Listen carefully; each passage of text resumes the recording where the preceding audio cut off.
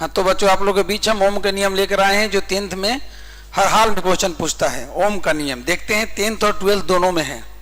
ओम के नियम को लिखकर सत्यापित करें। क्वेश्चन आपका है ओम के नियम को लिखकर सत्यापित करें। देखते हैं कितना आसान है।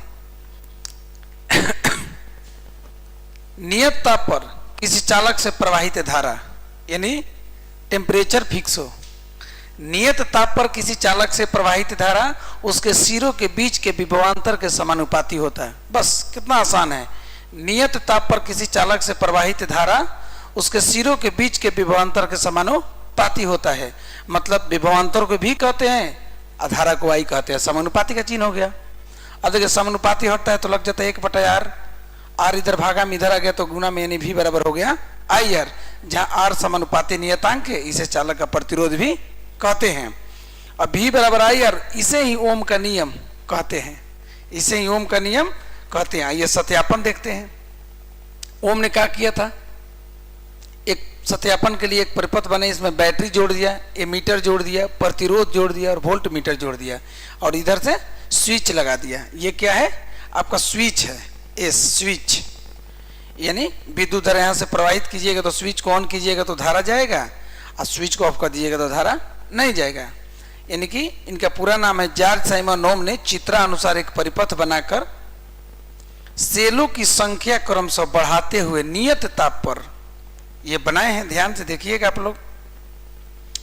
जॉर्ज साइमन ओम ने चित्रानुसार एक परिपथ बनाकर सेलों की संख्या क्रमशः बढ़ाते हुए नियत ताप पर चालक से बहने वाली धारा का पठन एमीटर से और चालक के सिरों के बीच के विभवांतर का पठन वोल्ट मीटर से लेकर एक तालिका बनाई। कैसे देखिए, धारा का पठन एमीटर से यहाँ बताए हैं और दोनों के सिरों के बीच के विभवांतर का पठन क्या बताए हैं, वोल्ट मीटर से बताए हैं। देखिए वोल्ट मीटर है, ठीक है। तो उन्होंने इसको लेकर एक तालिका बनाई, लेकर एक क्या बनाई बाबू, तालिका बनाई। देखते हैं, जब उन्होंने X और Y अक्षों पर क्रमशः धारा का मान और विभवांतर रखकर ग्राफ खींचा, तब वह ग्राफ एक सीधी रेखा के रूप में प्राप्त हुआ। इससे सिद्ध होता है कि प्रवाहित धारा विभवांतर के समानुपाती होता है। उन्होंने धारा को और विभवांतर को एक का X अक्ष पर रख दिया धारा को, और Y अक्ष पर विभवांतर को रखकर एक ग्राफ खींचा। तो ग्राफ खींचा तो देखा कि विभवांतर और धारा दोनों के बीचों बीच जा रहा है। अतः इसे सिद्ध होता है कि प्रवाहित धारा विभवांतर के समानुपाती होता है। अब देखते हैं तालिका। तो तालिका में देखा सेलों की संख्या को बढ़ा रहा है, 1 2 3 4 5 बढ़ा रहा है।